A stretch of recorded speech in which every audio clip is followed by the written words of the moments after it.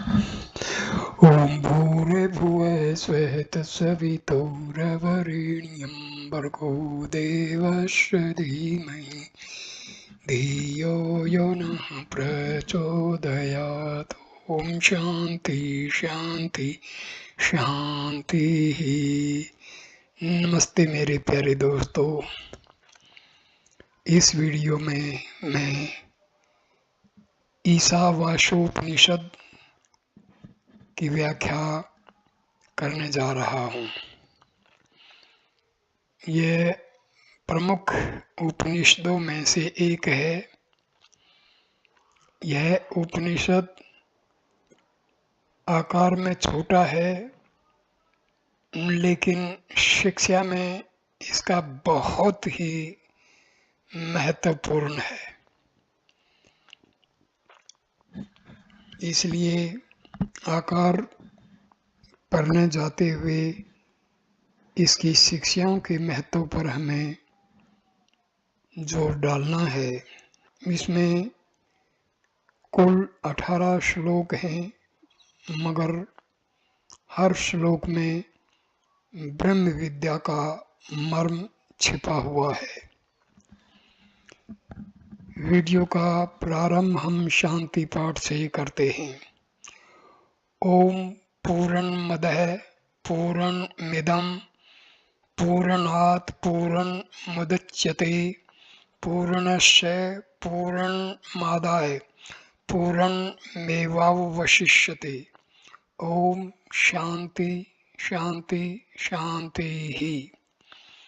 ओम वह पर ब्रह्म पूर्ण है और यह कार्य ब्रह्म भी पूर्ण है, क्योंकि पूर्ण से पूर्ण की ही उत्पत्ति होती है तथा प्रलय काल में पूर्ण कार्य ब्रह्म का पूर्णत्व लेकर अपने में लीन करके पूर्ण पर ब्रह्म ही बच रहता है। त्रिविध ताप की शांति हो। ईशावास्यम आदि मंत्रों का कर्म में विनियोग नहीं है, क्योंकि वे आत्मा के स्वरूप का प्रतिपादन करने वाले हैं, जो कि कर्म का शेष नहीं है। आत्मा का यथार्थ स्वरूप शुद्धत्व, निष्पापत्व, एकत्व, नित्यत्व, अशरीरत्व और सर्वगतत्व आदि है, जो आगे कहा जाने वाला है। इसका कर्म से विरोध है, अतः इन मंत्रों का कर्म में विनियोग न होना ठीक ही है। आत्मा का ऐसे लक्षणों वाला यथार्थ स्वरूप उत्पाद्य, विकार्य, आप्य और संस्कार्य अथवा कर्ता भोक्ता रूप नहीं है, जिससे कि वह कर्म का शेष हो सके। संपूर्ण उपनिषदों की परिसमाप्ति आत्मा के यथार्थ स्वरूप का निरूपण करने में ही होती है, तथा गीता और मोक्ष धर्मों का भी इसी में तात्पर्य है। अतः आत्मा के सामान्य लोगों की बुद्धि से सिद्ध होने वाले अनेकत्व, कृत्रित्व, भोक्तृत्व, भोक्तृत्व तथा अशुद्धत्व और पापमयत्व को लेकर ही कर्मों का विधान किया गया है। कर्मा अधिकार के ज्ञाताओं का भी यही कथन है कि जो पुरुष ब्रह्म तेज आदि दृष्ट और स्वर्ग आदि अदृष्ट कर्म फलों का इच्छुक है और मैं दिव्य जाति हूँ तथा कर्म के अंधकार सूचक कालेपन, कोबड़ेपन आदि धर्मों से युक्त नहीं हूँ, ऐसा अपने को मानता है, वही कर्म का अधिकारी है। अतः ये मंत्र आत्मा के यथार्थ स्वरूप का प्रकाश करके आत्मा संबंधी स्वाभाविक अज्ञान को निवृत्त करते हुए संसार के शोक मोह आदि धर्मों के विच्छेद के साधन स्वरूप आत्मिकवादी विज्ञान को ही उत्पन्न करते हैं। इस प्रकार जिनके मुमुक्षु मुमुक्षु रूप अधिकारी आत्मिक रूप विपय प्रतिपादक रूप संबंध और अज्ञान निवृत्ति तथा परमानंद प्राप्ति रूप प्रयोजन का ऊपर उल्लेख हो चुका है, उन मंत्रों की अब हम संक्षेप से व्याख्या करेंगे। सर्वत्र भगवत दृष्टि का उपदेश। पहला मंत्र। ओम ईशावास्यम इदं सर्वं यत्किंच जगत्यां जगत् तेन तक्तेन भुज्जिता मा गिरधः कस्य विधनम। जगत जो कुछ स्थावर जंगम संसार है वह सब ईश्वर के द्वारा आच्छादनीय है, अर्थात उसे भगवत स्वरूप अनुभव करना चाहिए। उसके त्याग भाव से तू अपना पालन कर, किसी के धन की इच्छा न कर। जो ईशान शासन करे उसे ईष्ट कहते हैं। इसका तृतीयांत रूप ईशा है। सबका ईशन करने वाला परमेश्वर परमात्मा है। वही सब जीवों का आत्मा होकर अंतर्यामी रूप से सबका ईशन करता है। उस अपने स्वरूप भूत आत्मा इससे सब वास्य आच्छादन करने योग्य है। क्या आच्छादन करने योग्य है? यह सब जो कुछ जगती अर्थात पृथ्वी में जगत स्थावर जंगम प्राणी वर्ग है, वह सब अपने आत्मा ईश्वर से अंतर्यामी रूप से यह सब कुछ मैं ही हूँ ऐसा जानकर अपने परमार्थ सत्य स्वरूप परमात्मा से यह संपूर्ण मिथ्याभूत चराचर आच्छादन करने योग्य है। जिस प्रकार चंदन और अगरू आदि की जल आदि के संबंध से गीलेपन आदि के कारण उत्पन्न हुई औपाधिक दुर्गंधि उन चंदनादि के स्वरूप को घिसने से उनके पारमार्थिक गंध से आच्छादित हो जाती है, उसी प्रकार अपने आत्मा में आरोपित स्वाभाविक कृतृत्व भोक्तृत्व आदि लक्षणों वाला द्वैत रूप जगती में यानी पृथ्वी में जगत्याम यह शब्द स्थावर जंगम सभी का उपलक्षण कराने वाला होने से इस परमार्थ सत्य स्वरूप आत्मा की भावना से नाम रूप और कर्म में सारा ही विकार जगत परित्यक्त हो जाता है। इस प्रकार जो ईश्वर ही चराचर जगत का आत्मा है ऐसी भावना से युक्त है, उसका पुत्र आदि तीनों ऐष्णाओं के त्याग में ही अधिकार है, कर्म में नहीं। उसके त्यक्त अर्थात त्याग से आत्मा का पालन कर त्यागा हुआ अथवा मरा हुआ पुत्र या सेवक अपने संबंध का अभाव हो जाने के कारण अपना पालन नहीं करता। अतः त्याग से यही इस श्रुति का अर्थ है, भोग यानी पालन कर। इस प्रकार ऐष्णाओं से रहित होकर तू गिरध है अर्थात धन विपयुक्त आकांक्षा न कर। किसी के धन की अर्थात अपने या पराये किसी के भी धन की इच्छा न कर। यहाँ स्वित यह अर्थ रहित निपात है अथवा आकांक्षा न कर, क्योंकि धन भला किसका है? धन तो किसी का भी नहीं है जो उसकी इच्छा की जाए। ऐसा आक्षेप सूचक अर्थ भी हो सकता है। यह सब आत्मा ही है। इस प्रकार ईश्वर भावना से यह सभी परित्यक्त हो जाता है। अतः यह सब आत्मा से उत्पन्न हुआ तथा सब कुछ आत्मा रूप ही होने के कारण मिथ्या पदार्थ व्यापक आकांक्षा न कर, ऐसा इसका तात्पर्य है।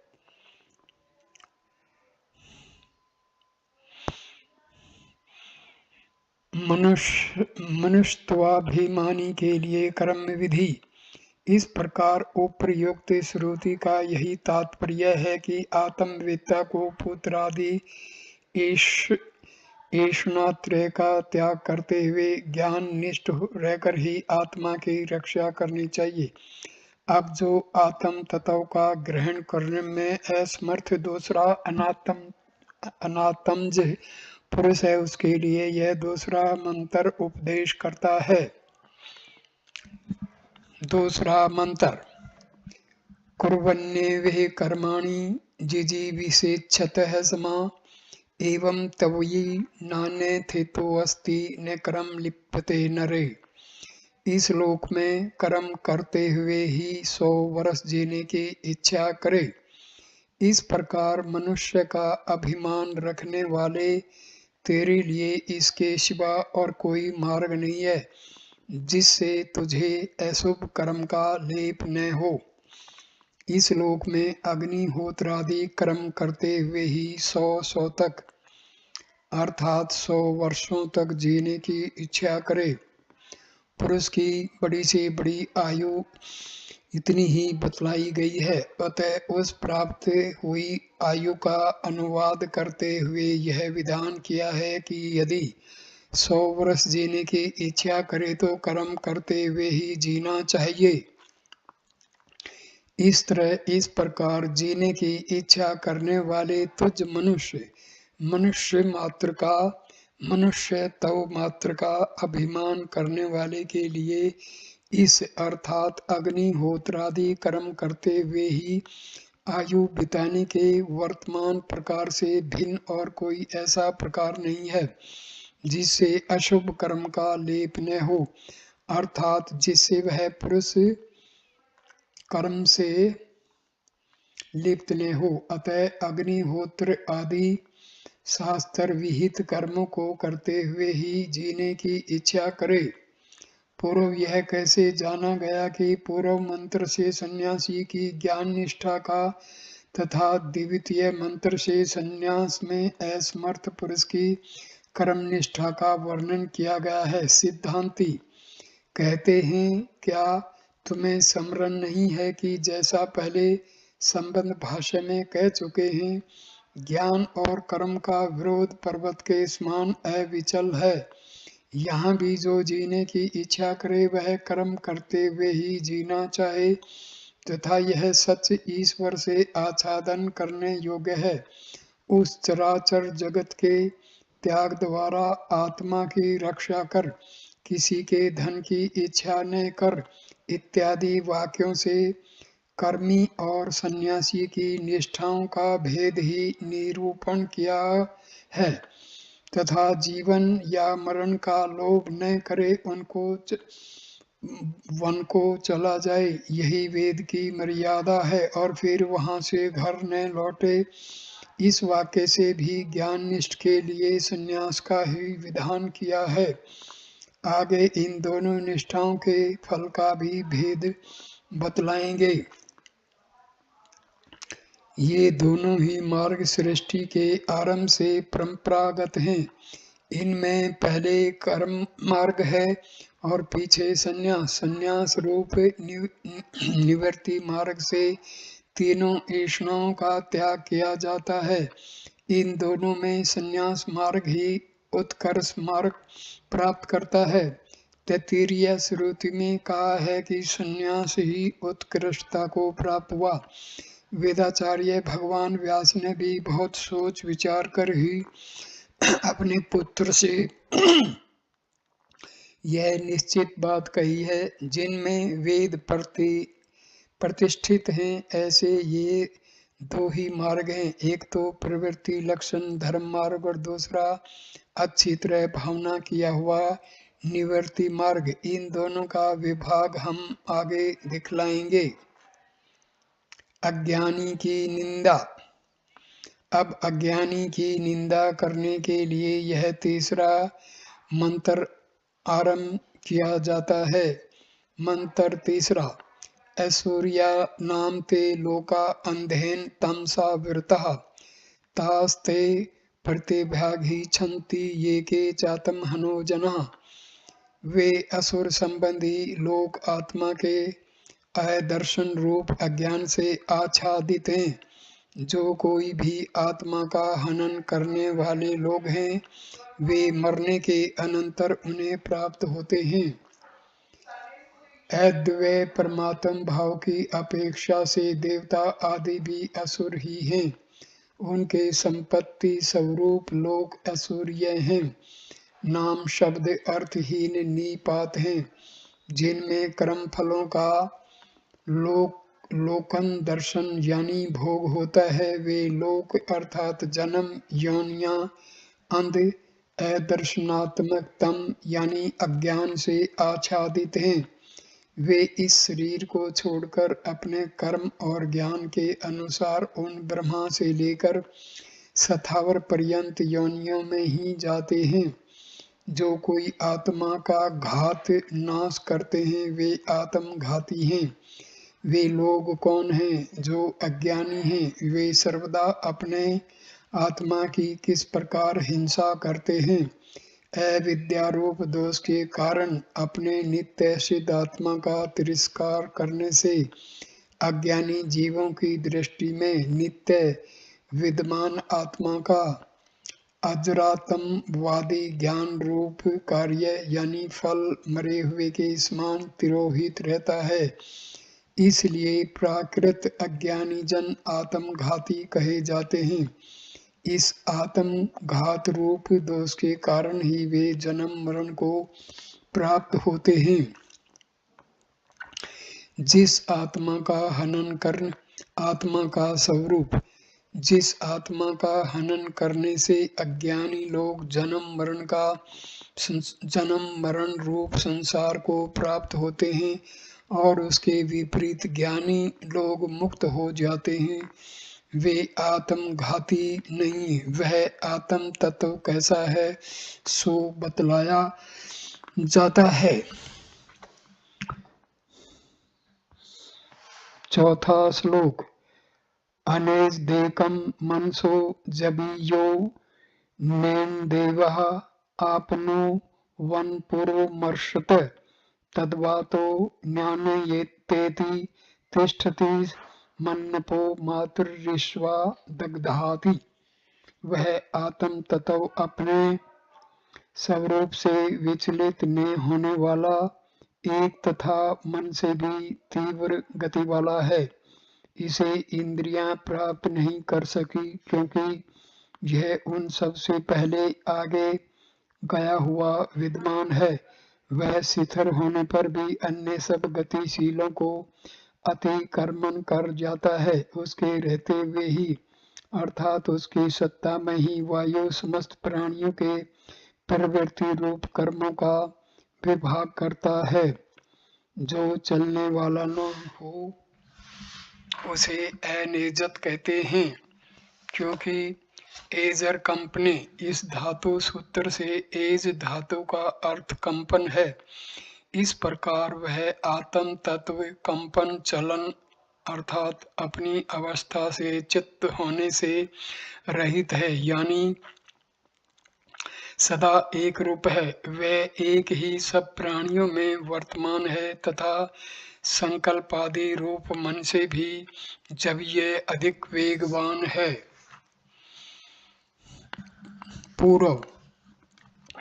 यह विरुद्ध बात कैसे कही जाती है कि वह आत्म तत्व ध्रुव एवं निश्चल है तथा मन से भी अधिक वेगवान है।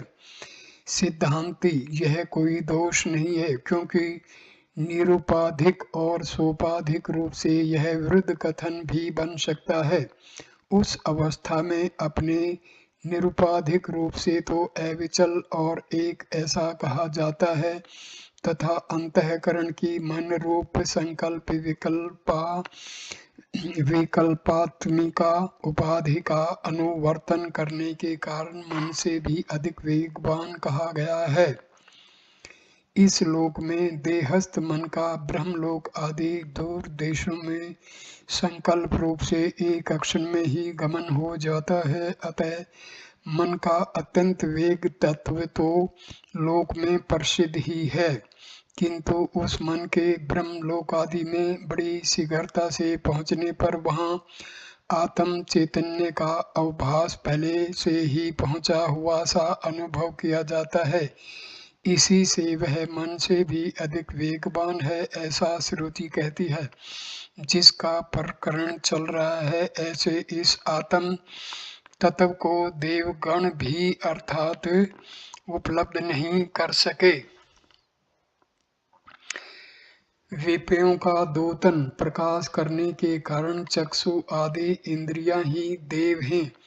उन इंद्रियों से तो मन ही वेगवान है, अतः आत्मा तथा इंद्रियों के बीच में मनोव्यापार का व्यवधान रहने के कारण आत्मा का तो आभास मात्र भी इंद्रियों का विषय नहीं होता, क्योंकि आकाश के समान व्यापक होने के कारण वह वेगवान मन से भी पहले ही गया हुआ है। वह सर्वव्यापी आत्म तत्व अपने निरुपाधिक स्वरूप से संपूर्ण संसार धर्मों से रहित तथा अविक्रिय होकर ही उपाधिकृत संपूर्ण सांसारिक विकारों को अनुभव करता है और अविवेकी मूढ़ पुरुषों को प्रत्येक शरीर में अनेक सा प्रतीत होता है। इसी से श्रुति ने ऐसा कहा है, वह दौड़ते अर्थात तेजी से चलते हुए आत्मा से भिन्न अन्य मन, वाणी और इंद्रिय आदि का अतिक्रमण कर जाता है, मानो उन्हें पार करके चला जाता है। इव का भावार्थ श्रुति तिष्ठत ठहरने वाला इस पद से स्वयं ही दिखला रही है, अर्थात स्वयं अविकारी रहकर ही दूसरों को पार कर जाता है। उस नित्य चैतन्य स्वरूप आत्म तत्व के वर्तमान रहते हुए ही जो मातृ अर्थात अंतरिक्ष में संचार गमन करता है, वह मातृस्वा वायु जो समस्त प्राणों का पोषक और क्रियारूप है, जिसके अधीन ये सारे शरीर और इंद्रिय हैं तथा जिसमें ये सब ओत प्रोत हैं, और जो सूत्र संज्ञक तत्व निखिल जगत का विधाता है, वह मातृस्वा अप अर्थात प्राणियों के चेष्टा रूप कर्म यानी अग्नि, सूर्य और मेघ आदि के ज्वलन, दहन, प्रकाशन एवं वर्षा आरंभादि कर्म विभक्त करता है, ऐसा इसका भावार्थ है। अथवा इसके भय से वायु चलता है इत्यादि भाव वाली श्रुतियों के अनुसार दधाती का अर्थ धारण करता है, ऐसा जानो। क्योंकि शरीर और इंद्रिय आदि सभी विकार सबके अधिष्ठान स्वरूप नित्य चैतन्य आत्म तत्व के विद्यमान रहते ही होते हैं। मंत्रों को आलस नहीं होता, अतः पहले मंत्र द्वारा कहे हुए अर्थ को ही फिर कहते हैं। 5वां मंत्र। तदेजति तन्नैजति तद्दुरे तद्वन्तिके तदंतरस्य सर्वस्य तदु सर्वस्या अस्य बाह्यते। वह आत्म तत्व चलता है और नहीं भी चलता, वह दूर है और समीप भी है, वह सबके अंतर्गत है और वही इस सब के बाहर भी है। जिसका प्रकरण है वह आत्म तत्व एजन करता चलता है, वही स्वयं नहीं भी चलता, अर्थात स्वयं अचल रहकर ही चलता हुआ सा जान पड़ता है। यही नहीं, वह दूर भी है, अज्ञानियों को सैकड़ों करोड़ों वर्षों में भी अप्राप्य होने के कारण दूर जैसा है। तद्वंती का तत्व अंति के ऐसे पदच्छेद करना चाहिए, वही आंतिक अत्यंत समीप भी है, केवल दूर ही नहीं। विद्वानों का आत्मा होने के कारण समीप भी है, अतः वह सब प्रकार के अंतर यानी भीतर भी है, जैसा कि जो आत्मा सर्वांतर है इत्यादि श्रुति से सिद्ध होता है।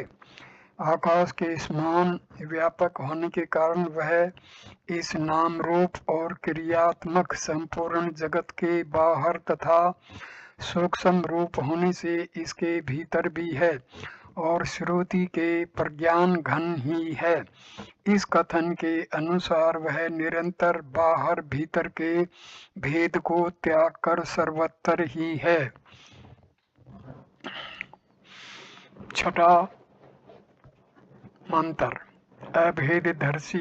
अभेददर्शी की स्थिति। छठा मंत्र, यस्तो सर्वाणि भूतान्य आत्म वानुपश्यति सर्वभूतेषु चात्मानं ततो न विजुगुप्सते। जो साधक संपूर्ण भूतों को आत्मा में ही देखता है और समस्त भूतों में भी आत्मा को ही देखता है, वह इस सार्वभौम दर्शन के कारण ही किसी से घृणा नहीं करता।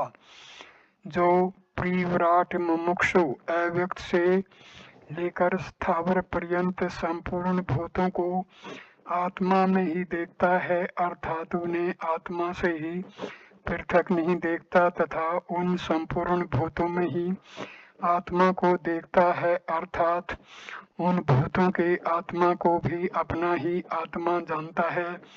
यानी यह समझता है कि जिस प्रकार मैं इस देह के कार्य भूत और कर्ण इंद्रिय संघात का आत्मा और इसकी समस्त प्रतीतियों का साक्षी चेतियता केवल और निर्गुण हूँ, उसी प्रकार अपने इस रूप से अव्यक्त से लेकर स्थावर पर्यंत संपूर्ण भूतों का आत्मा भी मैं ही हूँ।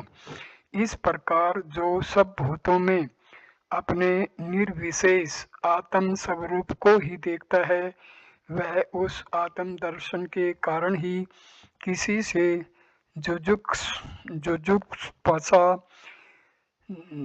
जुगुप्सा यानी घृणा नहीं करता। यह प्राप्त वस्तु का ही अनुवाद है। इस सभी प्रकार की घृणा अपने से भिन्न किसी दुपित पदार्थ को देखने वाले पुरुष को ही होती है। जो निरंतर अपने अत्यंत विशुद्ध आत्मा स्वरूप को ही देखने वाला है, उसकी दृष्टि में घृणा का निमित्त भूत कोई अन्य पदार्थ है ही नहीं। यह बात स्वतः प्राप्त हो जाती है, इसलिए वह किसी से घृणा नहीं करता। इस बात को दूसरा मंत्र भी कहता है। सातवां मंत्र, यस्मिन् सर्वाणि भूतानि अन्यमत्वा भूद्विजानतः तत्र को मोह कै शोक एकतो मनुपश्यतः। जिस प्रकार ज्ञानी पुरुष के लिए सब भूत आत्मा ही हो गए, उस समय एक तो देखने वाले उस विद्वान को क्या शोक और क्या मोह हो सकता है। जिसमें अथवा जिस पूर्वोक्त आत्म स्वरूप में परमार्थ तत्व को जानने वाले पुरुष की दृष्टि में वे ही सब भूत पदार्थ आत्म स्वरूप के दर्शन से आत्मा ही हो गए, अर्थात आत्म भाव को ही प्राप्त हो गए। उसमें अथवा उस आत्मा में क्या मोह और क्या शोक रह सकता है। शोक और मोह तो कामना और कर्म के बीज को में जानने वाले को ही हुआ करते हैं। जो आकाश के समान आत्मा का विशुद्ध एकत्व देखने वाला है, उसको नहीं होते। क्या मोह और क्या शोक, इस प्रकार अविद्या के कार्य स्वरूप शोक और मोह की आक्षेप रूप से असंभवता दिखलाकर कारण सहित संसार का अत्यंत ही उच्छेद प्रदर्शित किया गया है। आत्म निरूपण। उपर्युक्त मंत्रों से जिस आत्मा का वर्णन किया गया है, वह अपने स्वरूप से कैसे लक्षणों वाला है, इस बात को यह मंत्र बतलाता है। 8वां मंत्र। स पर्यगाछु कर्म कायं वरं न सुरः शोधं पाप विद्धं कबीर मनीषी प्रीभू स्वं भूर्याथा तथ्यतोर्थान् वेद्यथा स्वस्तिभ्य समाभ्य।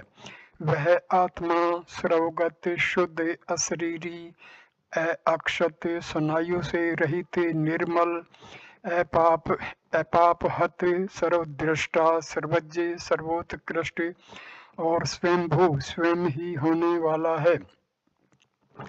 उसी ने नित्य सिद्ध संवत्सर नामक प्रजापतियों के लिए यथा योग्य रीति से अर्थों कर्तव्यों अथवा पदार्थों का विभाग किया है। वह पूर्वोक्त आत्मा प्रियगात प्रिय सब और अगात गया हुआ है, अर्थात आकाश के समान सर्वव्यापक है। शुक्र शुद्ध ज्योतिषमान यानी दीप्ति वाला है।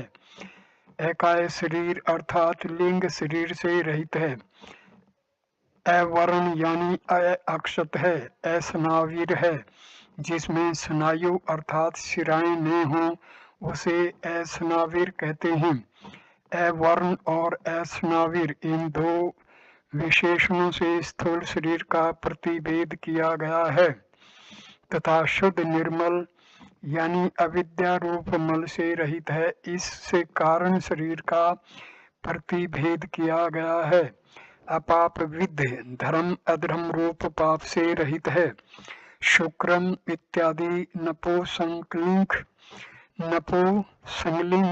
वचनों को पुल्लिंग में परिणत कर लेना चाहिए, क्योंकि स प्रियगात इस पद से आरंभ करके कवि मनीषी आदि शब्दों द्वारा पुल्लिंग रूप से ही उपसंहार किया गया है। कवि क्रांतदर्शी यानी सर्वदृक है, जैसा कि श्रुति कहती है। इसे अन्य कोई और दृष्टा नहीं है। मनीषी मन का ईसन करने वाला अर्थात सर्वज्ञ ईश्वर।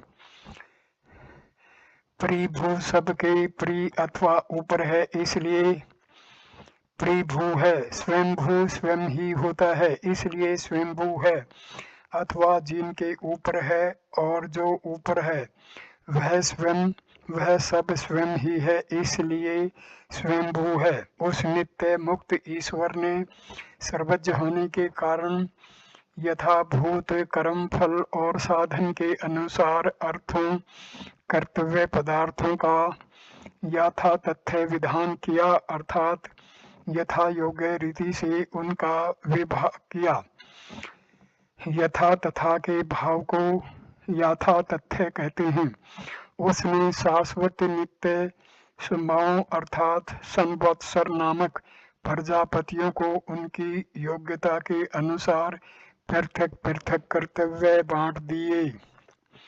ज्ञान मार्ग और कर्म मार्ग। यहाँ ईशावास्यम इदं सर्वं मा गर्धय कस्यस्विद्धनम इस प्रथम मंत्र द्वारा संपूर्ण ऐष्णाओं के त्याग पूर्वक ज्ञान निष्ठा का वर्णन किया है। यही वेद का प्रथम अर्थ है तथा जो अज्ञानी और जीवित रहने की इच्छा वाले हैं उनके लिए ज्ञान निष्ठा संभव न होने पर कुर्वन्नेवः कर्माणि जिजी विपेत इत्यादि मंत्र से कर्म निष्ठा कही है। यह दूसरा वेदार्थ है। उपर्युक्त मंत्रों द्वारा दिखलाया हुआ इन निष्ठाओं का विभाग बृहदारण्यक उपनिषद में दिखाया है। उसने इच्छा की कि मेरी पत्नी हो इत्यादि वाक्यों से यह सिद्ध होता है कि कर्म अज्ञानी और सकाम पुरुष के लिए ही है। मन ही इसका आत्मा है, वाणी स्त्री है इत्यादि वचन से भी कर्मनिष्ठ का अज्ञानी और सकाम होना तथा निश्चित रूप से जाना जाता है तथा उसी का फल सप्तान स्वर्ग है, उनमें आत्म भावना करने से ही आत्मा की अनात्म अनात्म रूप से स्थिति है। आत्मज्ञानियों के लिए तो वहाँ बृहदारण्यक उपनिषद में जिन हमको यह हम लोग ही संपादन करना है, वे हम प्रजा को लेकर क्या करेंगे इत्यादि वाक्य से जायादि 3 ऐष्णाओं के त्याग पूर्वक कर्म निष्ठा के विरुद्ध आत्म स्वरूप में स्थित रहना ही दिखलाया है। जो ज्ञाननिष्ठ सन्यासी हैं उन्हें ही असुरिया नाम ते लोकः यहाँ से लेकर स प्रियगात इत्यादि तक के मंत्रों से अज्ञानी की निंदा करते हुए आत्मा के यथार्थ स्वरूप का उपदेश किया है। इस आत्मनिष्ठा में उन्हीं का अधिकार है, काम पुरुषों का नहीं। इस प्रकार सवेतास्वतर मंत्रोपनिषद में भी ऋषि समूह से भली प्रकार सेवित इस परम पवित्र आत्मज्ञान का उत्तम संन्यास आश्रम वालों को उपदेश किया इत्यादि रूप से इसका पृथक उपदेश किया है। जो कर्मनिष्ठ कर्मठ लोग कर्म करते हुए ही जीवित रहना चाहते हैं उनसे यह कहा जाता है। 9वां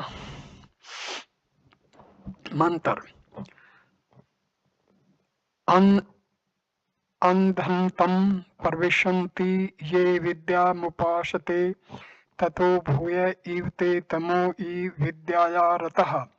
जो अविद्या कर्म की उपासना करते हैं वे अविद्या रूप घोर अंधकार में प्रवेश करते हैं, और जो विद्या उपासना में ही रत हैं वे मानो उससे भी अधिक अंधकार में प्रवेश करते हैं।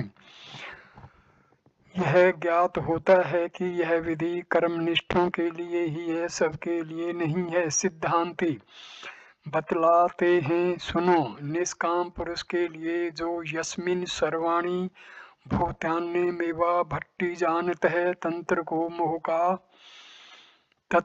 मोह क शोक है एक तो अनुपश्यंत है। इस मंत्र में साध है और साधन के भेद का निराकरण करते हुए आत्मा के एकत्व का ज्ञान प्रतिपादन किया है। उसे भी विचारवान किसी भी कर्म या अन्य ज्ञान के साथ मिलाना नहीं चाहेगा। यहाँ तो समुच्चय की इच्छा से ही अविद्वान आदि की निंदा की है।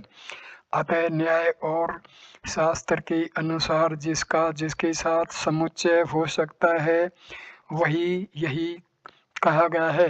सो कर्म के संबंधी रूप से यहाँ दैववित्त अर्थात देवता संबंधी ज्ञान का ही उल्लेख हुआ है, परमात्म ज्ञान का नहीं, क्योंकि विद्या से देवलोक प्राप्त होता है। ऐसा इस ज्ञान का आत्मज्ञान से पृथक फल सुना गया है। उन ज्ञान और कर्म से यहाँ जो एक एक करके अनुष्ठान की निंदा की है वह समुच्चय के अभिप्राय से है, निंदा के ही लिए नहीं, क्योंकि उस पद पर विद्या देवता ज्ञान से आरूढ़ होते हैं। विद्या से देवलोक की प्राप्ति होती है, वहाँ दक्षिण मार्ग से जाने वाले नहीं पहुँचते। कर्म से पितृलोक मिलता है इत्यादि एक एक का पृथक फल बतलाने वाली श्रुतियाँ भी मिलती हैं, और शास्त्र विहित कोई भी बात अकर्तव्य नहीं हो सकती। उनमें वे तो अज्ञान रूप अंधकार में प्रवेश करते हैं। कौन? जो अविद्या विद्या से अन्य अविद्या अर्थात कर्म यानी केवल अग्निहोत्रादि रूप अविद्या की ही उपासना करते हैं, अर्थात तत्पर होकर कर्म का ही अनुष्ठान करते रहते हैं, क्योंकि कर्म विद्या आत्मज्ञान के विरोधी हैं, इसलिए उन्हें अविद्या कहा गया है। तथा उस अंधकार से भी कहीं अधिक अंधकार में वे प्रवेश करते हैं। कौन? जो कर्म करना छोड़कर केवल विद्या यानी देवता ज्ञान में ही रत अनुरक्त हैं। विद्या और कर्म के एवांतर फल भेद को ही इनके समुच्चय का कारण बतलाते हैं। नहीं तो एक दूसरे के समीप हुए फल युक्त और फलहीन परस्पर अंग और अंगी हो जाएंगे, अर्थात फल युक्त तो अंगी मुख्य हो जाएगा तथा फलहीन अंग गौण समझा जाएगा, यही इसका अभिप्राय है। 10वां मंत्र। अन्य देवाहुर्विद्या अन्ये दाहुर्विद्या इति शुश्रूम धीराणाम ये नस्त दिवि चक्षिरे। विद्या देवता ज्ञान से और ही फल बतलाया गया है तथा अविद्या कर्म से और ही फल बतला है। ऐसा हमने बुद्धिमान पुरुषों से सुना है जिन्होंने हमारे प्रति उसकी व्याख्या की थी। विद्या से देवलोक प्राप्त होता है, विद्या से उस पर आरूढ़ होते हैं। ऐसी श्रुतियों के अनुसार वेद वेत्ता लोग कहते हैं कि विद्या से और ही फल मिलता है तथा कर्म से पितृलोक मिलता है। इस श्रुति के अनुसार अविद्या यानी कर्म से और ही फल होता है, ऐसा उनका कथन है। ऐसा हमने धीर अर्थात बुद्धिमानों के वचन सुने हैं, जिन आचार्यों ने हमसे उस कर्म तथा ज्ञान का व्याख्यान किया था, अर्थात उनकी व्याख्या की थी। तात्पर्य यह है कि यह उनका परंपरागत आगम है।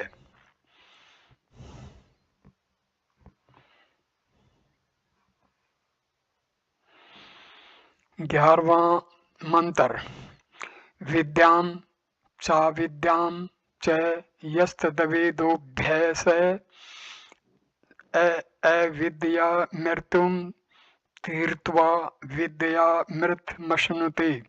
जो विद्या और अविद्या इन दोनों को ही एक साथ जानता है, वह अविद्या से मृत्यु को पार करके विद्या से अमरत्व प्राप्त कर लेता है। क्योंकि ऐसा है, इसलिए विद्या और अविद्या अर्थात देवता ज्ञान और कर्म इन दोनों को जो एक साथ एक ही पुरुष से अनुष्ठान किए जाने योग्य जानता है, इस प्रकार समुच्चय करने वाले को ही एक पुरुषार्थ का संबंध कर्मश होता है, यही अब कहा जाता है। अविद्या अर्थात अग्निहोत्रादि कर्म से मृत्यु यानी मृत्यु शब्दवाच्य स्वाभाविक व्यावहारिक कर्म और ज्ञान इन दोनों को तरकर पार करके विद्या अर्थात देवता ज्ञान से अमृत यानी देवता भाव को प्राप्त हो जाता है। देवता भाव को जो प्राप्त होना है वही अमृत कहा जाता है। व्यक्त और अव्यक्त उपासना का समुच्चय।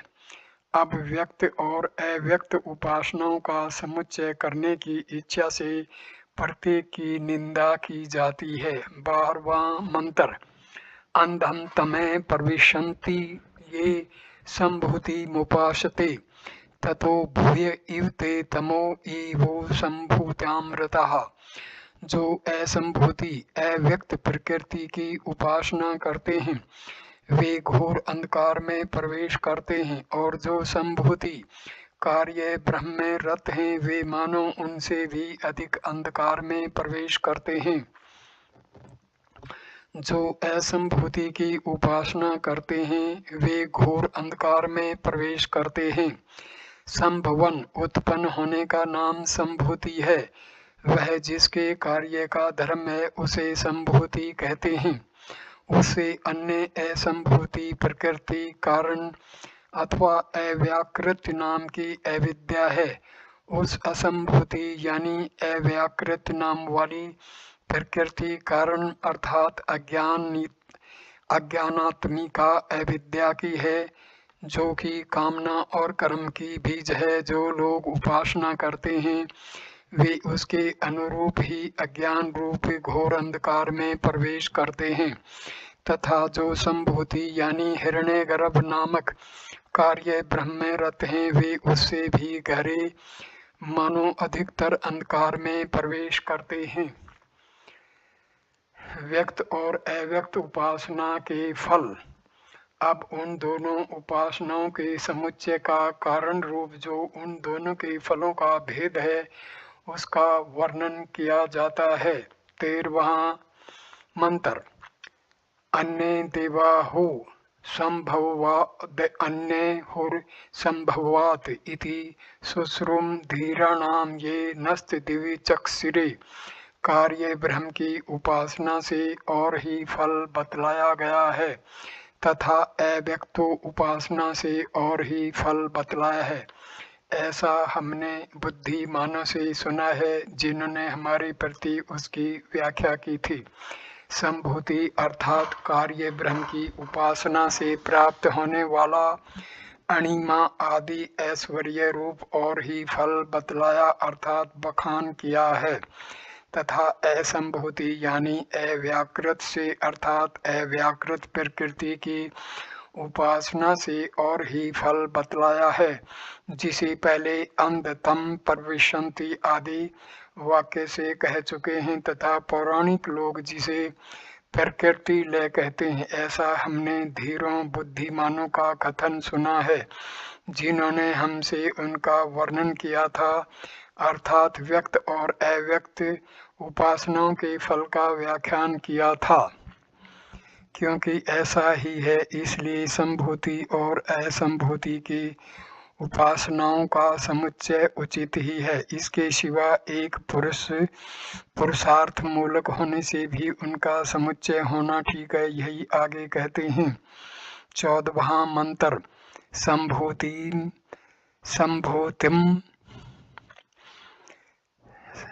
संभूतिम च विनाशम च यस्तद्विवेदोऽभ्यासः विनाशेन मृत्युम तीर्त्वा संभूता मृतमश्नुते। जो असंभूति और कार्य ब्रह्म इन दोनों को साथ साथ जानता है वह कार्य ब्रह्म की उपासना से मृत्यु को पार करके असंभूति के द्वारा प्रकृति रूप अमरता प्राप्त कर लेता है।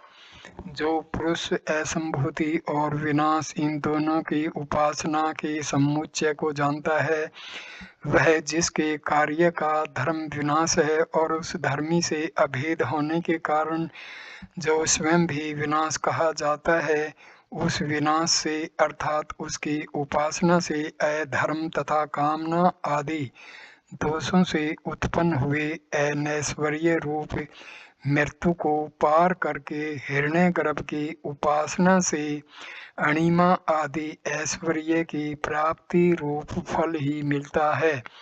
अतः उससे अनैश्वर्य आदि मृत्यु को पार करके असंभूति अव्यक्तोपासना से प्रकृति लय रूप अमृत प्राप्त कर लेता है। संभूति च विनाशम च इस पद समूह में प्रकृति लय रूप फल बतलाने वाली श्रुति के अनुरोध से अवर्ण के लोप पूर्वक निर्देश हुआ समझना चाहिए। उपासक की मार्ग याचना।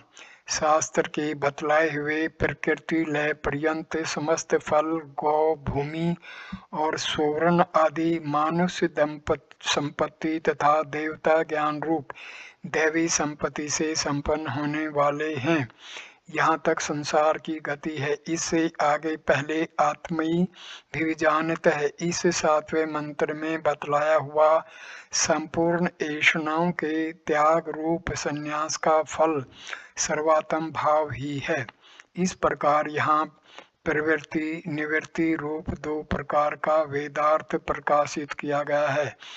उनमें विधि प्रतिवेद रूप संपूर्ण प्रवृत्ति लक्षण वेदार्थ का ही प्रकाश करने में परगवर पर्यंत ब्राह्मण भाग उपयोगी है तथा निवृत्ति लक्षण वेदार्थ का अभिव्यक्त करने में इससे आगे बृहदारण्यक का उपयोग किया जाता है।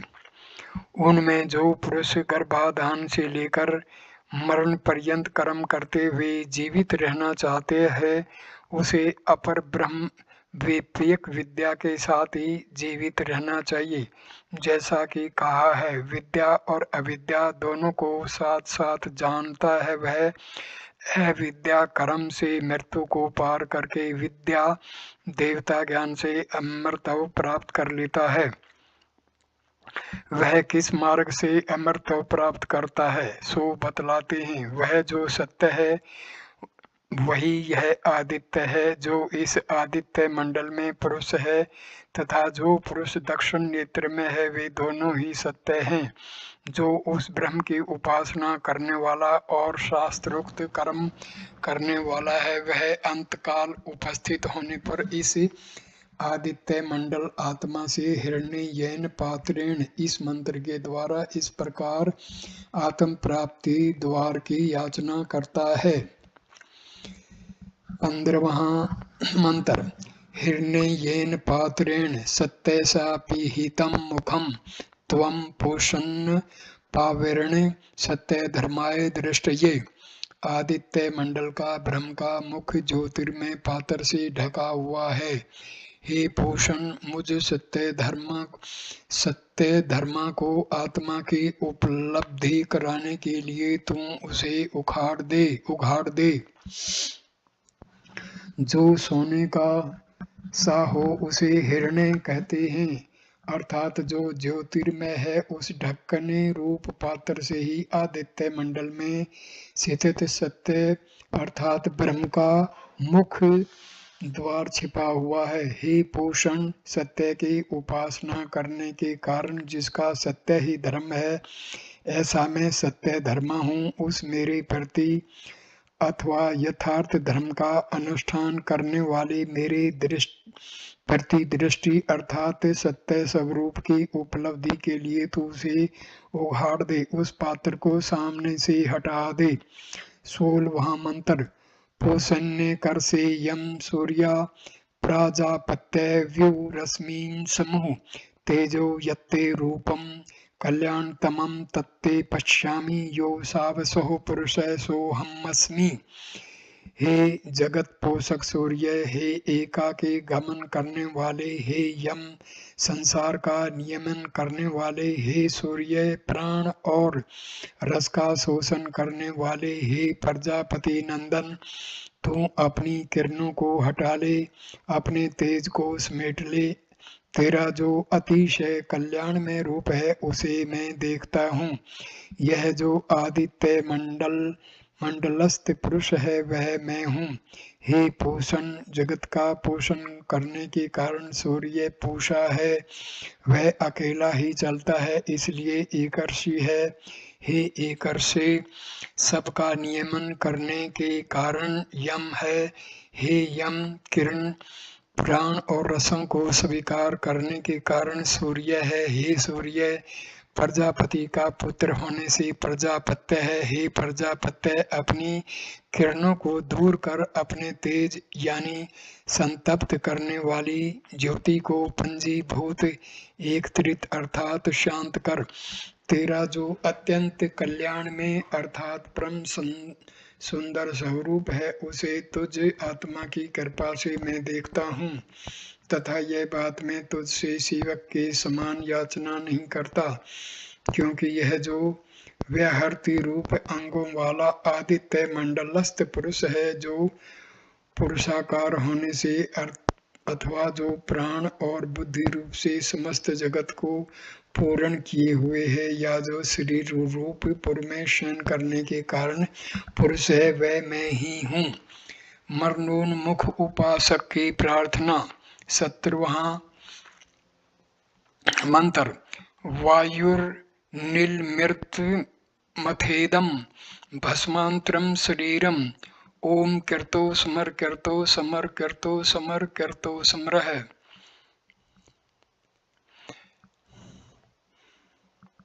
अब मेरा प्राण सर्वात्मक वायु रूप सूत्रात्मा को प्राप्त हो और यह शरीर भस्म शेष हो जाए। हे मेरे संकलात्मक मन, अब तू स्मरण कर, अपने किए हुए को स्मरण कर। अब तू स्मरण कर, अपने किए हुए को स्मरण कर।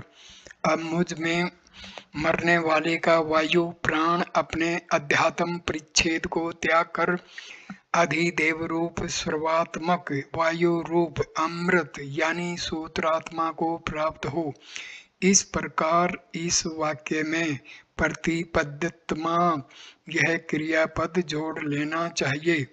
यहाँ यह समझना चाहिए कि ज्ञान और कर्म के संस्कारों से यह युक्त यह लिंग दे उत्कर्मण करे, क्योंकि इस श्रुति से मार्ग की याचना की गई है तथा अब यह शरीर अग्नि में होम कर दिए जाने पर भस्म शेष हो जाए। ओम ऐसा कहकर यहाँ उपासना के अनुसार सत्य स्वरूप अग्नि संज्ञक ब्रह्म ही अभेद रूप से कहा गया है, क्योंकि ओम इसका प्रतीक है। हे कर्तो संकलात्मक मन, तो इसमें जो मेरा स्मरणीय है उसका स्मरण कर। अब यह उसका समय उपस्थित हो गया है, अतः तो स्मरण कर। कर्तो समर कर्त समर, यहाँ समर पद की पुनरुक्ति आदर के लिए है। पुणे दूसरे मंत्र से मार्ग की याचना करता है। 18वां मंत्र। अग्ने ने सुप्ता राय अस्मान विस्मानि देव वयोनानि विद्वान युयोधस समजुहुराण मनो भूयष्ठाम ते नम उक्तिम विधेम। हे अग्नि, हमें कर्म फल भोग के लिए सन्मार्ग ले चल। हे देव, तू समस्त ज्ञान और कर्मों को जानने वाला है। हमारे पापंड पूर्व पापों को नष्ट कर। हम तेरे लिए अनेक नमस्कार करते हैं। हे अग्नि, मुझे सुपथ अर्थात सुंदर मार्ग से ले चल। यहाँ सुपथा यह विशेषण दक्षिण मार्ग की निवृत्ति के लिए है। मैं आवागमन रूप दक्षिण मार्ग से ऊब गया हूँ, अतः तुझसे प्रार्थना करता हूँ कि यथोक्त कर्मफल वशिष्ठ हम लोगों को हमारी संपूर्ण कर्म अथवा ज्ञानों को जानने वाला हे देव, तो राय धन के लिए अर्थात कर्म फल भोग के निमित्त पुनः पुनः आने जाने से रहित शुभ मार्ग से ले चल, तथा तू हमारे कुटिल अर्थात वचनात्मक पापों को विमुक्त यानी विनष्ट कर दे। तब हम विशुद्ध होकर अपना इष्ट प्राप्त कर लेंगे। यह इसका अभिप्राय है, किंतु इस समय हम तेरी परिचर्या सेवा करने में समर्थ नहीं है, अतः हम तेरे लिए बहुत सी नमः उक्ति यानी नमस्कार वचन विधान करते हैं, अर्थात नमस्कार से ही तेरा परिचर्या करते हैं। अविद्या कर्म से मृत्यु को पार कर विद्या देवता ज्ञान से अमृत प्राप्त करता है। विनाश कार्य ब्रह्म की उपासना से मृत्यु को पार कर असंभूति अव्यक्त की उपासना से अमृत लाभ करता है। ऐसा सुनकर कुछ लोगों को संशय हो जाता है, अतः उसकी निवृत्ति के लिए हम संक्षेप से विचार करते हैं। अच्छा, तो यहाँ किस निमित्त को लेकर संशय होता है, इस पर कहते हैं। पूर्व, यहाँ विद्या शब्द से मुख्य परमार्थ विद्या तथा अमृत शब्द से अमृतव ही क्यों नहीं लिया जाता? सिद्धांती, ऊपर बतलाई हुई परमार्थ विद्या और कर्म का परस्पर विरोध होने के कारण उनका समुच्चय नहीं हो सकता। पूर्व, ठीक है, परंतु इनको विरोध या अविरोध तो शास्त्र प्रमाण से ही सिद्ध हो सकता है। अतः यहाँ शास्त्र विधि होने के कारण इनका विरोध नहीं जान पड़ता। जिस प्रकार अविद्या का अनुष्ठान और विद्या की ही उपासना शास्त्र प्रमाण से सिद्ध हैं, उसी प्रकार उनके विरोध अविरोध भी हैं। तथा जैसे सभी प्राणियों की हिंसा न करे, यह बात शास्त्र से जानी जाती है, और फिर यज्ञ में पंचों की हिंसा करे, इस शास्त्र विधि से ही बाधित भी हो जाती है, जैसे ही विद्या और अविद्या के संबंध में भी हो सकता है। और इस प्रकार विद्या तथा कर्म का समुच्चय हो जाता है। सिद्धांति नहीं, क्योंकि श्रुति कहती है कि जिनकी गति भिन्न भिन्न है वे विद्या और कर्म सर्वथा विपरीत हैं। पूर्व, किंतु विद्याम च इस वाक्य से इन दोनों का अविरोध है न, सिद्धांति नहीं, क्योंकि उनके हेतु स्वरूप और फलों में विरोध है। पूर्व विद्या और अविद्या तथा विरोध और अविरोध इनमें विकल्प न हो सकने के कारण तथा समुच्चय की विधि होने से अविरोध ही मान लिया जाए तो सिद्धांति नहीं, क्योंकि इन दोनों का साथ रहना संभव नहीं है। पूर्व यदि ऐसा माने कि विद्या और अविद्या कर्म से एक आश्रय में रहने वाले हैं तो सिद्धांति नहीं, क्योंकि विद्या के उत्पन्न हो जाने पर अविद्या का नाश हो जाता है और फिर उसी आश्रय में अविद्या की उत्पत्ति नहीं हो सकती।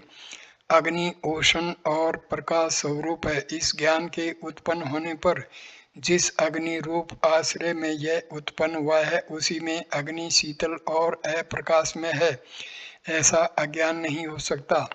अधिक क्या इसमें इस विषय में उस पुरुष को संदेह अथवा भ्रम भी नहीं हो सकता। ज्ञानी के लिए शोक मोह आदि का असंभव बताने वाली यस्मिन् सर्वाणि भूतानि मेवाद्विभाजनतः तत्र को मोह क शोक एक मनुष्य पश्यत, इस श्रुति में भी यही सिद्ध होता है। इस प्रकार अविद्या के असंभव हो जाने पर इसके आश्रय से प्राप्त होने वाले कर्म भी नहीं हो सकते। यह बात हम पहले ही कह चुके हैं। यहाँ जो कहा गया है कि अमृत को प्राप्त होता है सो आपेक्षिक अमृत समझना चाहिए। यदि विद्या शब्द से परमात्म विद्या ली जाए तो हिरण्य मेन इत्यादि मंत्रों से मार्ग आदि की याचना नहीं बन सकती, इसलिए यहाँ उपासना के साथ ही कर्म का समुच्चय किया गया है, परमात्म ज्ञान के साथ नहीं। इस प्रकार इन मंत्रों का वही अर्थ है जैसा कि हमने व्याख्यान किया है। ऐसा कहकर हम विराम लेते हैं।